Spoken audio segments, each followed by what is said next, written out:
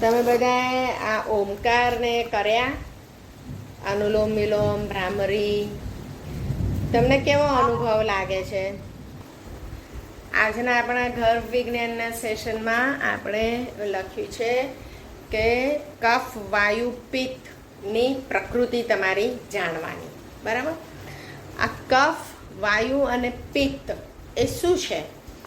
તો આપણું પ્રાચીન આયુર્વેદ શાસ્ત્ર છે, આયુર્વેદનું મેન્શન અથર્વવેદમાં થયેલું છે અને એ આખું હેલ્થના માટે, સારું હેલ્થ રહે એના માટેનું આખું શાસ્ત્ર છે. અને બહુ બધા ચરક મુનિ, વાઘભટ્ટ, પછી સુશ્રુત, એ બધા બહુ મોટા મોટા ઋષિઓએ ભેગા થઈને આ આખું શાસ્ત્ર બનાવેલું છે અને આ બધા ઋષિઓની બધી ટિપ્પણી પણ છે. તો આયુર્વેદ એ આપણું 5000થી પણ વધારે જૂનું હેલ્થનું શાસ્ત્ર છે. આ મોડર્ન મેડિસિન, પછી આ નેચરોપેથી, સિદ્ધ, યુનાની, એ બધું પછીથી આવ્યું. પણ આપણું સૌથી પુરાણ આપણું આયુર્વેદ તો એટલું અક્ષીર છે કે આપણે જોયું છે કે રામાયણના વખતમાં બી જ્યારે રામ અને રાવણનું યુદ્ધ ચાલતું હતું અને લક્ષ્મણને મૂર્છા આવી, એ બેભાન થઈ ગયો, તો એ વખતનું પણ આપણું આયુર્વેદનું શાસ્ત્ર કેટલું ડેવલપ્ડ હતું. તો એ ત્યાંના વૈદ્યને કીધું કે આ બેભાન થઈ ગયો છે, તમે એની ચિકિત્સા કરો. વૈદ્ય કીધું કે હિમાલયમાં અહીંયા આગળ આ સંજીવની જડીબુટ્ટી છે, એનાથી આ સાજો થશે. તો હનુમાનજી આખો પર્વત ઉપાડીને લઈને આવ્યા અને સંજીવની જડીબુટ્ટીથી એ બેભાન થઈ ગયેલા. એટલે આ બેભાન એટલે ખાલી પેલા આપણે અત્યારે બેભાન થઈએ એવું નહીં, આ એની એક જુદી ટાઈપની મૂર્છા હતી, તે જે આ સંજીવની બુટ્ટીથી જ એ સાજા થયા હતા. એટલે આટલા વર્ષો ત્રેતાયુગથી આપણી પાસે આ શાસ્ત્ર છે. આના દેવતા આપણે ધન્વંતરી કહીએ છીએ. ધન્વંતરી એ આપણે પેલો સમુદ્ર મંથન કર્યું હતું ત્યારે એમાંથી આ ધન્વંતરી દેવતા બહાર નીકળ્યા હતા અને એ આ ધન્વંતરીએ આખું આ શાસ્ત્ર બનાવીને આપ્યું શરીર સાચવવા માટેનું. તો આ એનું બેઝિક પ્રિન્સિપલ જેના ઉપર આખું આ રચાયેલું છે. તો એ આપણા શરીરની 3 વસ્તુ બેઝિક, કફ, વાયુ અને પિત્ત. આમ જોવા જોઈએ તો આ 3નો આંકડો એ બહુ જ ઇન્ડિકેટિવ છે આખા આપણા વિશ્વમાં, આપણી આખી સંસ્કૃતિમાં. મેઇન 3 આપણે ભગવાન કહીએ છીએ, એ પણ 3, બ્રહ્મા, વિષ્ણુ અને મહેશ.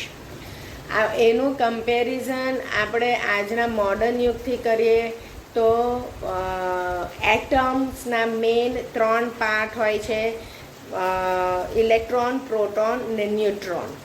એ પણ 3, જેનાથી આખા એટમ બને છે ને એટમના મોલેક્યુલ્સ અને પછી આખા બધા મેટર બનતું જાય.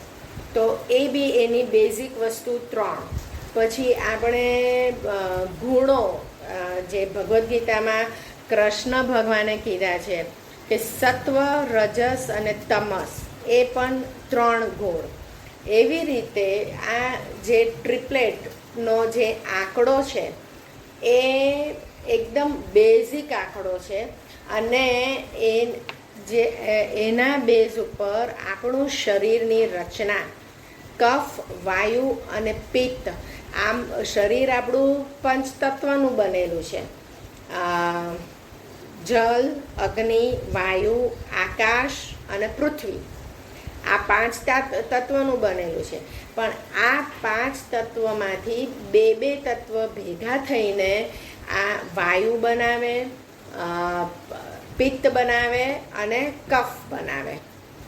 એટલે આકાશ અને વાયુ એ બે ભેગા થઈને વાયુ બનાવે છે. અગ્નિ અને જલ, અગ્નિ એ બનાવે છે પિત્ત, અગ્નિ અને જલ ભેગા થાય. અને પૃથ્વી અને ના, અગ્નિ એકલું પિત્ત બનાવે છે, પૃથ્વી અને જલ ભેગું થઈને કફ બનાવે છે. તો આ કફ, વાયુ અને પિત્ત એ 3 બેઝિક પ્રિન્સિપલ્સ છે આના, અને એનાથી આખી શરીરની રચના થઈ છે. તો આ જે કફ, વાયુ અને પિત્ત છે ને એ મેઝરેબલ ક્વોન્ટિટી નથી. એ શું છે કે અત્યારના કોઈ મોડર્ન એ મેઝર નથી કરી શકતા કફ, વાયુ અને પિત્ત. આપણી પાસે ઇન્સ્ટ્રુમેન્ટ્સ નથી મેઝર કરવાના, પણ આપણા શાસ્ત્રોએ આવા વગર ઇન્સ્ટ્રુમેન્ટે આપણને કહી આપ્યું છે. નાડી પરીક્ષણથી આપણા હોશિયાર વૈદો તો કહી આપે કે અત્યારે આપણી કફની ચાલે છે, પિત્તની ચાલે છે કે વાયુની નાડી ચાલે છે. એ નાડી એટલે પલ્સ. આ પલ્સ એનાથી આપણે કહી શકીએ કે આ નાડી ચાલે છે. હવે અત્યારના મોડર્ન રિસર્ચરોએ બહુ રિસર્ચ મોલેક્યુલર લેવલ ઉપર રિસર્ચ કરીને એ લોકોએ બતાડ્યું છે કે અમુક આ સેલ્યુલર સ્ટ્રક્ચર્સ આ વધારે હોય તો એ કલેક્ટિવલી, આપણા શરીરમાં તો કેટલા બધા કોષ છે, તો આ કલેક્ટિવલી આ ઓર્ગેનલ વધારે હોય તો એનો મતલબ કે આનું બોડી સ્ટ્રક્ચર આ વાયુનું છે વધારે. હવે વિચાર કરો, આ આયુર્વેદ સીઝ અને treats body as a whole entity. જ્યારે મોડર્ન મેડિસિન શું કે હવે સપોઝ આપણને પેટમાં દુખ્યું છે તો કે ખાલી પેટ જ ઇન્વોલ્વડ છે, કે બીજા બધા ઓર્ગન્સ ઇન્વોલ્વ નથી. જ્યારે આયુર્વેદ શું કે તમને પેટમાં દુખે છે, પેટની ગરબડ છે, તો તમારી આખી ડાયજેસ્ટિવ સિસ્ટમ પ્લસ તમારું સાયકોલોજીકલ સ્ટેટસ પ્લસ તમારી રહેણી કરણી, આહાર વિહાર એ બધું જ રિસ્પોન્સિબલ છે તમારા પેટના દુખવા માટે. એટલે body as a whole they treat આયુર્વેદમાં.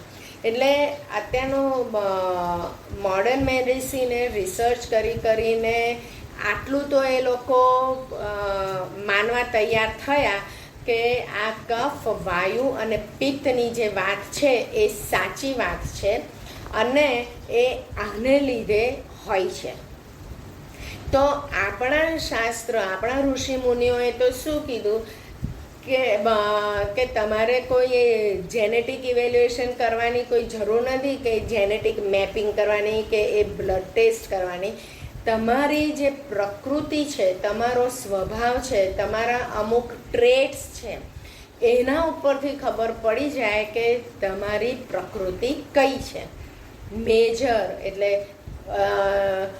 કોઈકને કફ મેજર હોય, કોઈકની પિત્ત હોય, કોઈકની વાયુની હોય, કોઈકની 3 નાડી એક સરખી ચાલતી હોય, કોઈકની કફ વાયુ મિક્સ હોય, કોઈકની વાયુ પિત્ત મિક્સ હોય. એવી રીતે દરેકની પ્રકૃતિ અલગ અલગ હોય. હવે આ પ્રકૃતિ આપણે જાણવાની જરૂર શું છે? તો આપણે સગર્ભાવસ્થા અને ગર્ભ સંસ્કારમાં 2 કારણોથી આ પ્રકૃતિ આપણે જાણવી જોઈએ. એક કારણ કે તમે જો અગર પ્લાનિંગ કરતા હોય કન્સેપ્શનનું, તો એ વખતે હસબન્ડ અને વાઈફની કઈ મેજર પ્રકૃતિ છે, તો આપણે તો આ પ્રકૃતિ એન્વાયરમેન્ટ સિઝનલ એની સાથે આપણું આખું બોડી કોરિલેટેડ છે, બોડીનું હેલ્થ. એટલે અમુક સિઝનમાં અમુક નો પ્રકોપ હોય. હવે અત્યારે આ શરદ ઋતુ છે તો અત્યારે પિત્તનો પ્રકોપ હોય.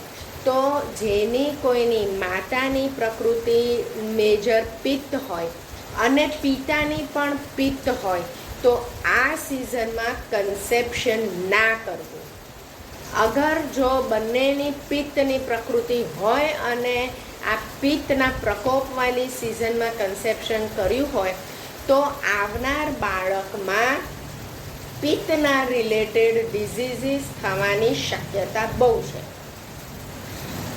એટલે ક્યારે કન્સેપ્શન કરવું ફોર હેલ્ધી તંદુરસ્ત બાળક એના માટે જાણવાની બહુ જરૂરી છે કે તમારી પોતાની અને તમારા હસબન્ડની પ્રકૃતિ કઈ છે. બરાબર. હવે એકવાર કન્સેપ્શન થઈ ગયા પછી સપોઝ તમને અત્યાર સુધી એનો ધ્યાન નહોતો, એનો ખ્યાલ નહોતો અને કન્સેપ્શન થઈ ગયું, તો કન્સેપ્શન થઈ ગયા પછી પણ માતાએ શું ખાવાનું કે જેથી કરીને કે એને પોતાને હેલ્થને પ્રોબ્લેમ ના થાય અને બાળકને પણ પ્રોબ્લેમ ના થાય. હવે આમાં કન્સેપ્શનમાં શું થાય, ચલો સપોઝ માતાની વાયુ પ્રકૃતિ હોય અને પિતાની કફની પ્રકૃતિ હોય. બરાબર. તો કફ અને વાયુ, હવે એમાંથી જે ડોમિનન્ટ હશે એ પ્રકૃતિ બાળકની થશે. એટલે કફ અને વાયુ બેમાંથી કોઈ એક પ્રકૃતિ બાળકની આવશે. હવે એ ડોમિનન્સ કેવી રીતે ખબર પડે? એ ડોમિનન્સ સિઝન ઉપર બી આધાર રાખે છે અને કન્સેપ્શન વખતે, ઇન્ટરકોર્સ વખતે પતિ અને પત્નીના મનના વિચારો કેવા છે, વાયુવાળા છે, પિત્તવાળા છે, કફવાળા છે, એ વખતે વિચારો કેવા છે એના ઉપર બી બાળકની પ્રકૃતિનો આધાર છે. હવે માની લો કે આ જે કફ અને વાયુનો આપણે જે દાખલો લીધો, તો હવે બાળકની કફ મે બી કફ વાયુ મિક્સવાળી આવે, આઈધર વાયુવાળી આવે ઓર આઈધર કફવાળી આવે. હવે કફવાળી પ્રકૃતિ બાળકની હશે અને માતા જો સગર્ભાવસ્થા દરમિયાન માતાની પ્રકૃતિ વાયુની છે, કફની પિતાની છે અને બાળકની સપોઝ કફની પ્રકૃતિ હોય અને માતા આ સગર્ભાવસ્થા દરમિયાન કફજન્ય ખોરાક વધારે લેશે તો એ બાળકને કફના રોગો થવાની શક્યતા બહુ છે. એટલે માતાએ ખોરાક કયો લેવો એના માટે માતાની પ્રકૃતિ જાણી લેવાની, પિતાની પ્રકૃતિ જાણી લેવાની અને જે રિઝલ્ટ આવે એટલે એ બેમાંથી કોઈ એક બાળકની હોઈ શકે, ત્રીજી નહીં હોય. બરાબર. તો તમારો ડાયટ એવો હોવો જોઈએ કે એ ત્રીજી પ્રકૃતિવાળો તમે ડાયટ લો ને તો આ બીજા બેને બેલેન્સ કરશે અને તમારા બાળકને એના મેજરવાળા રોગો નહીં થાય. સપોઝ બાળકની મેજર નાડી કફવાળી હોય અને માતા સગર્ભાવસ્થા દરમિયાન બહુ બધા આઈસ્ક્રીમ ખાય, બહુ ઠંડુ પાણી પીવે, બહુ બધું ગળ્યું ખાય, એવું કરશે તો બાળકને કફવાળા રોગો એટલે કે શરદી, ઉધરસ, ચામડીના રોગો એ થવાની શક્યતા વધારે છે. એટલે હવે આ પ્રકૃતિ જાણવી કેવી રીતે? વૈદ લોકો તો નાડી પરીક્ષણથી આપણી પ્રકૃતિ જાણી શકે કે આપણી કઈ છે.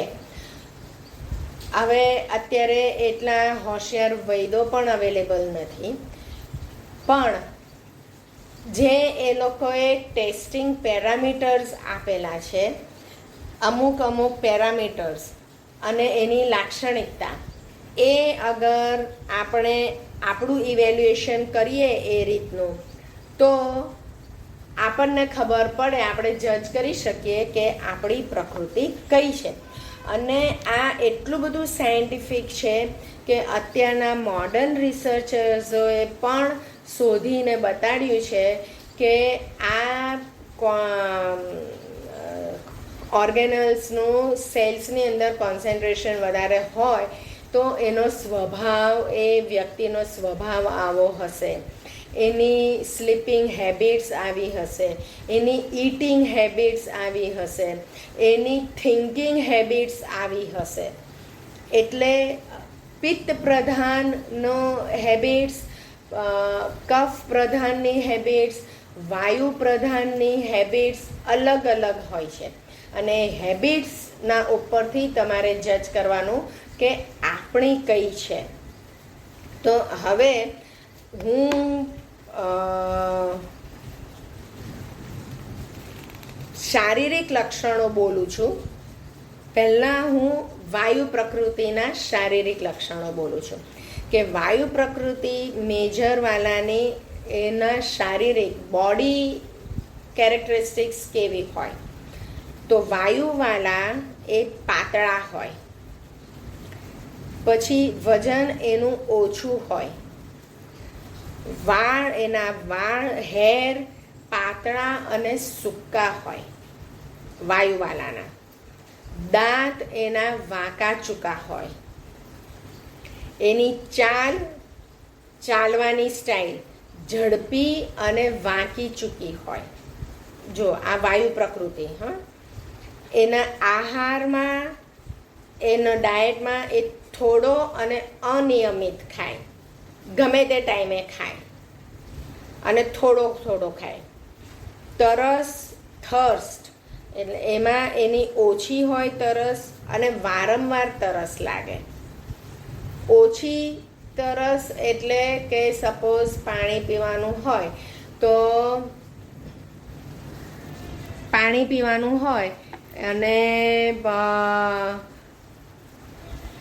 જે ડેલી ઇન્ટેક જેટલી લેવાની હોય એનાથી ઓછી લેવાની ઈચ્છા થાય વાયુ પ્રકૃતિને. એટલે એની તરસ ઓછી હોય. પછી પાચન તંત્ર મંદ હોય વાયુ પ્રકૃતિનો, એટલે અપચો થવાની બહુ સંભાવના વાયુ. અને આ વાયુ પ્રકૃતિ જેની મેજર વધારે હોય ને એને શરીરમાં દુખાવા પણ વધારે હોય. એ આમ છે ને, ત્રણેય પ્રકૃતિ વાયુ, પિત્ત અને કફ ત્રણેયમાં હોય, ત્રણેય ઇક્વલી બેલેન્સ હોય તો એને ત્રણેય પ્રકૃતિવાળું કહેવાય. પણ એક વધારે હોય અને બે ઓછી હોય તો એ વાયુ પ્રકૃતિ જેની વધારે હોય એના આ બધા આપણે શારીરિક લક્ષણો જોયા. અને એને દુખાવા વધારે થતા હોય, પેન, ક્યાં ને ક્યાંય એનું પેન એને થતું હોય.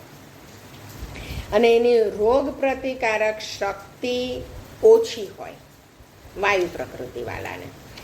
એના કમ્પેરિઝનમાં પિત્ત પ્રકૃતિવાળાનો શરીરનો બાંધો મીડિયમ હોય, વજન એનું માપસરનું હોય, વાળ એના મધ્યમ અને ચિકાશવાળા હોય, એના દાંત મોટા ભાગે સીધા હોય, આહાર એનો માપસર અને નિયમિત હોય પિત્ત પ્રકૃતિવાળાનો. એને તરસ વધારે લાગે અને એનું પાચન તંત્ર સતેજ હોય, એટલે એને પાચન તંત્રના કોઈ પ્રોબ્લેમ ના થાય. એનું પાચન એકદમ સરસ બધી વસ્તુનું થઈ જાય. અને રોગ પ્રતિકારક શક્તિ મધ્યમ હોય. આ પિત્ત પ્રકૃતિનો શારીરિક બાંધો. હવે કફ પ્રકૃતિનો માણસ જાડો હોય, એટલે આ બોડીના હિસાબથી જ આપણે જજ કરી શકીએ કે આની પ્રકૃતિ મેજર કઈ હશે. જે જાડો માણસ હોય ને તો એ કફ પ્રકૃતિવાળો હોય. એનું વજન વધારે હોય, એના વાળ જાડા અને ચિકાશવાળા હોય, એના દાંત સીધા અને મજબૂત હોય, એની ચાલ ધીમી, સીધી અને એક ગતિ પર હોય,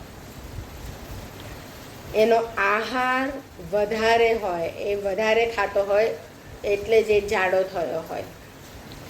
પછી એની તરસ મધ્યમ હોય, એનું પાચન તંત્ર મંદ હોય, એને પાચન થતાં વાર લાગે. એટલે વાયુ અને કફ બેવને પાચન થતાં વાર લાગે એટલે એમને પાચન તંત્રના રોગો થવાની શક્યતા વધે છે. અને પણ એની રોગ પ્રતિકારક શક્તિ બહુ હોય કફ પ્રકૃતિવાળાના. તો આ છે શારીરિક લક્ષણો. હવે માનસિક લક્ષણ બહુ જ એકદમ શું કહેવાય અક્ષીર હોય છે, ટુ પિન પોઈન્ટ, કે એ આમ સેપરેટ બહુ સરસ રીતે એનાથી કરી શકાય કે આપણી પ્રકૃતિ વાયુ છે કે પિત્ત છે કે કફ છે. હવે જો હું વાયુ પ્રકૃતિવાળાના માનસિક લક્ષણો કહું છું કે એને જીવનમાં વિશ્વાસ હોય, ઉત્સાહી હોય, ક્રિએટિવ હોય, ક્યારેક ટોન્ટમાં વાત કરે તેથી બીજાને ઈજા પહોંચી શકે, લિસનિંગ પાવર હોય, પછી મોટાભાગનો સમય ગપસપ કરવામાં એ કાઢે. વાયુ પ્રકૃતિવાળા ગોસિપિંગ નેચર એનો હોય. પછી એને કાર્યમાં ક્રમનો અભાવ, એટલે જે પ્લાનિંગ કરવાનું હોય ને એનો અભાવ હોય. પછી એને ચિંતા વધારે રહે અને દ્વિધાશીલ, કોઈ એક ડિસિઝન ઉપર જલ્દી ના આવી શકે. એનો અભ્યાસ સ્થિર અને લાંબા સમય સુધી ન કરી શકે. વાયુ પ્રકૃતિવાળા બહુ ચંચળ હોય. એટલે આ તમે તમારા બાળકોમાં પણ જજ કરી શકો. એની યાદશક્તિ જલ્દી રહે, યાદશક્તિ સારી હોય પણ ભૂલી પણ જલ્દી જાય. આત્મવિશ્વાસ એનો પોતાની ક્ષમતાઓ અને શક્તિઓ કરતાં વધારે માપ કાઢે, એટલે કે ઓવર કોન્ફિડન્સ હોય વાયુ પ્રકૃતિવાળા. જ્યારે પિત્ત પ્રકૃતિવાળા સેલ્ફ કોન્ફિડન્સ હોય અને કફ પ્રકૃતિવાળા અંડર કોન્ફિડન્સ હોય. સાહસની વાત હોય તો વાયુવાળા પ્લાનિંગ કર્યા વિના સાહસ લે, પિત્ત પ્રકૃતિવાળા પ્લાનિંગ સાથે સાહસ લે, અને કફવાળા સાહસ કરવાનો ડર રહે, એ જલ્દી સાહસ કરે નહીં. પછી નેગેટિવ પોઝિટિવ વિચારધારામાં વાયુ પ્રકૃતિ પોઝિટિવવાળા, પિત્તવાળા તટસ્થ હોય અને કફવાળા નેગેટિવ વિચારવાળા હોય.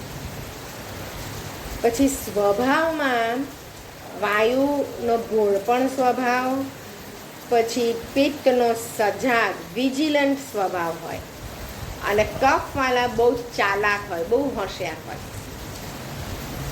અને રિલેશનશિપ બાંધવામાં વાયુવાળા જલ્દી બાંધે અને જલ્દી તોડી પણ કાઢે, અને પિત્તવાળા એ સંબંધ નિભાવે, અને કફવાળા જલ્દી બાંધે પણ નહીં અને જલ્દી તોડે પણ નહીં. એટલે આપણે ફ્રેન્ડશિપની અંદર નથી આપણે કરતા, કોઈક બહુ જલ્દી ફ્રેન્ડલી બની જાય, કોઈક ફ્રેન્ડલી બહુ ધીમે ધીમે બને અને બન્યા પછી એ સાચો ફ્રેન્ડ બને, અને અમુક તો ફ્રેન્ડ બહુ ફટાફટ બની જાય અને ફટાફટ તોડી બી કાઢે ફ્રેન્ડશિપ. એટલે આ 3 પ્રકારની પ્રકૃતિવાળા એ માણસો હોય છે. પછી વાયુવાળાને એને કામ એટલે બહુ સ્ટ્રોંગ ઈચ્છાઓ હોય બધી. પિત્તવાળાને ક્રોધ વધારે હોય, ગુસ્સો વધારે થાય, અને કફવાળાને લોભ, ગ્રીડ વધારે હોય. હવે ઊંઘના લક્ષણોના હિસાબથી વાયુવાળાને ઊંઘ આવતા થોડીક વાર લાગે, પડખા બહુ ફેરવે. પિત્તવાળાને મધ્યમ ઊંઘ આવે અને થોડોક અવાજ આવે તો ઉઠી જાય, અને કફવાળાને તરત ઊંઘી જાય અને ગાઢ નિંદ્રા હોય. એટલે આવી રીતની બધી જુદી જુદી પ્રકૃતિ છે. હવે વાયુવાળાને પૂરતી ઊંઘ ના આવે ને એટલે એને લીધે એને કબજિયાત અને પેટના રોગ થાય. જ્યારે પિત્તવાળાને મધ્યમ ઊંઘ આવે તો એને કામ કરવામાં અરુચિ અને ક્રોધ વધે, અને જ્યારે કફવાળાને બહુ જ ઊંઘ આવે અને એટલે એનો સ્વભાવ ચીડિયો થવા લાગે. એટલે આ સ્વભાવ ઉપરથી પણ આપણે જાણી શકીએ કે ભાઈ આની કઈ પ્રકૃતિ હશે. ઓઢવાનું આપણને બહુ નોર્મલ વસ્તુ લાગે કે આવી પણ આના ઉપરથી પણ પ્રકૃતિ આપણે ઓળખી શકીએ.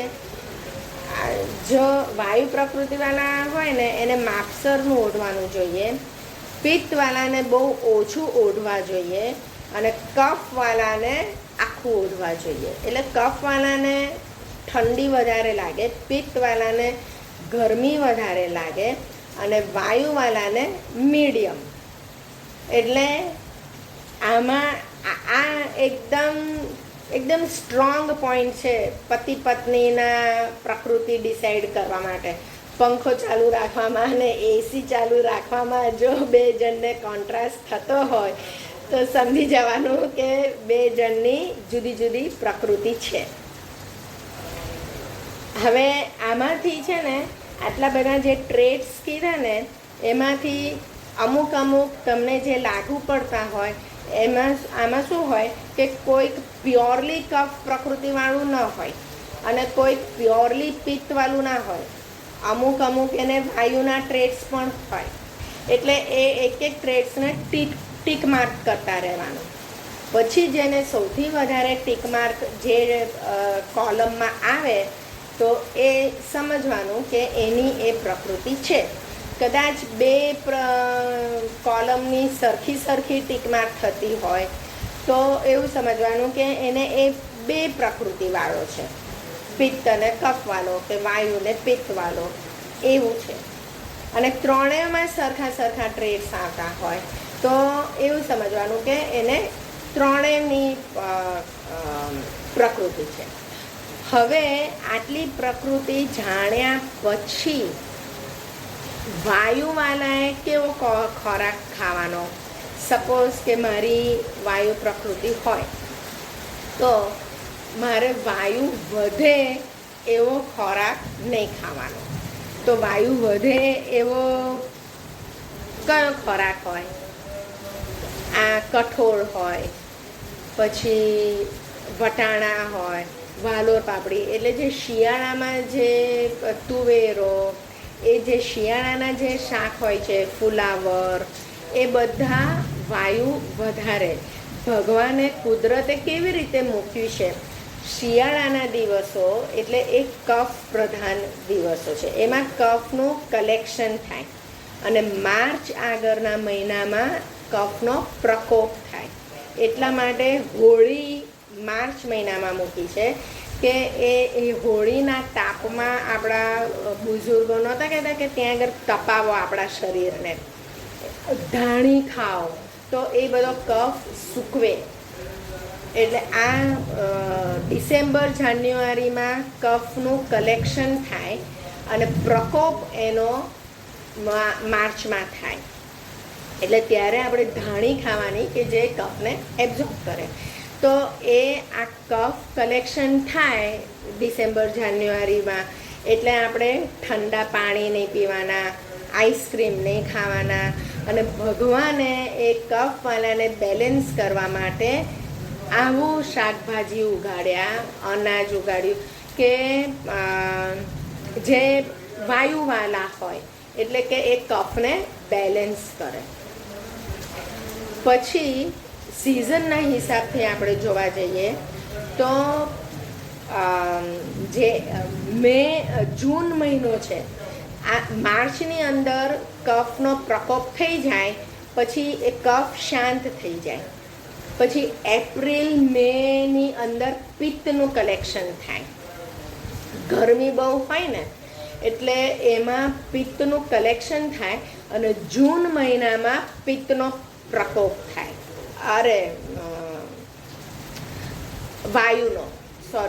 આ વાયુનું કલેક્શન થાય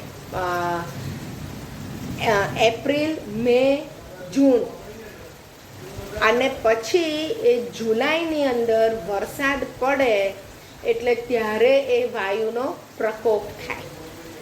આટલા મહિના કલેક્શન થયું હોય. હવે જુઓ, એપ્રિલ, મે, જૂનમાં વાયુનું કલેક્શન થાય એટલે એ વખતે ભગવાને કેવો ફ્રૂટ મૂક્યા? કેરીની સિઝન આપી. એટલે કે કેરીની સિઝન એ પિત્તકારક છે, એટલે એ વાયુને બેલેન્સ કરે. એ કેરી આપણે ખાઈએ ને એટલે આપણું એ થોડુંક પિત્ત વધારે, એટલે વાયુનું બેલેન્સ થાય. હવે એ મહિનાની અંદર અગર તમે વટાણા અને આ જે વાલ ને તુવેરો ને કઠોળ ને વધારે ખાઓ તો આ જૂન જુલાઈ મહિનામાં તમારે વાયુનો પ્રકોપ થાય. એ વાયુનો પ્રકોપ થાય એટલે તમને શરીરમાં બધા બહુ દુખાવા ચાલુ થાય. પછી તમને કંટ્રોલ ના રહે અને શું કહેવાય, ઓડકારો આવે, ગેસ છૂટે અને મેઇન તો એની નિશાની દુખાવા, શરીરમાં દુખાવા થાય. પછી જુલાઈ પતે ને એટલે એ વાયુ શાંત થઈ જાય. જુલાઈ, ઓગસ્ટ એ વરસાદની સિઝન. પછી ત્યાં આગળથી પિત્તનું કલેક્શન થાય. પિત્તનું કલેક્શન થતું જાય એટલે એ ઓગસ્ટ, સપ્ટેમ્બર, ઓક્ટોબર એટલે મેઇન શરદ ઋતુ, શ્રાદ્ધનો મહિનો સપ્ટેમ્બર, ઓક્ટોબર. એટલે એમાં પિત્તનું પ્રકોપ થાય. એ પિત્તનો પ્રકોપ થાય એટલે એને શાંત કરવા માટે આપણા ઋષિમુનિઓએ ત્યાં આગળ શ્રાદ્ધ મૂકી દીધા. એટલે કે શ્રાદ્ધની અંદર ખીર ખાઓ, દૂધ ખાઓ, એટલે એનાથી પિત્ત તમારું શમન થાય, પિત્તનું. એટલે આ પછી પિત્ત આનો પ્રકોપ થઈ જાય ઓક્ટોબર મહિના પછી પિત્ત શાંત થઈ જાય. એટલે નવેમ્બર, ડિસેમ્બર એ 2 મહિના એકદમ ત્રણેય કફ, વાયુ, પિત્ત બધું શમન હોય, શાંત હોય. પછી પાછું જાન્યુઆરીમાં કફનું કલેક્શન ચાલુ થાય. એટલે પોતાની પ્રકૃતિ જોઈને આ જે પ્રકોપવાળી સિઝન છે ને એની અંદર તો ક્યારે કન્સેપ્શન માટેનું ટ્રાય કરવાનું નહીં.